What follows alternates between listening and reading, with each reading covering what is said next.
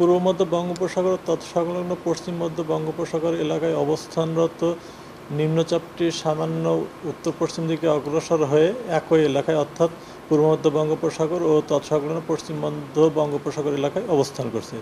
এটি আজ দুপুর 12টায় চট্টগ্রাম সমুদ্র বন্দর থেকে 805 কিলোমিটার দক্ষিণ পশ্চিমে, কক্সবাজার সমুদ্র বন্দর থেকে 740 কিলোমিটার দক্ষিণ পশ্চিমে, মোংলা সমুদ্র বন্দর থেকে 765 কিলোমিটার দক্ষিণে এবং পায়রা সমুদ্র বন্দর থেকে 730 কিলোমিটার দক্ষিণে অবস্থান করছিল।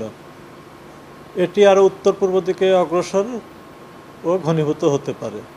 নিম্নচাপ কেন্দ্রের 44 কিলোমিটারের মধ্যে বাতাসের একটানা সর্বোচ্চ গতিবেগ ঘন্টায় 40 কিলোমিটার, যা দমকা ঝড়ো হাওয়ার আকারে 50 কিলোমিটার পর্যন্ত বৃদ্ধি পাচ্ছে।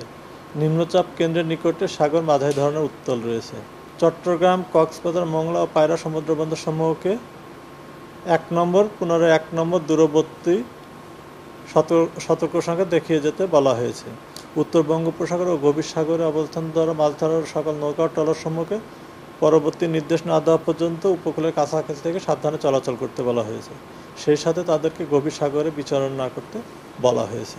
এবং এটার এখন পর্যন্ত যে গতি প্রকৃতি দেখা যাচ্ছে সেটা বাংলাদেশের দক্ষিণ পশ্চিম অঞ্চল দিয়ে উপকূল অতিক্রম করতে হবে, অর্থাৎ বাংলাদেশের দক্ষিণ পশ্চিমাঞ্চল এবং পশ্চিমবঙ্গ এলাকা দিয়ে উপকূল অতিক্রম করতে পারে।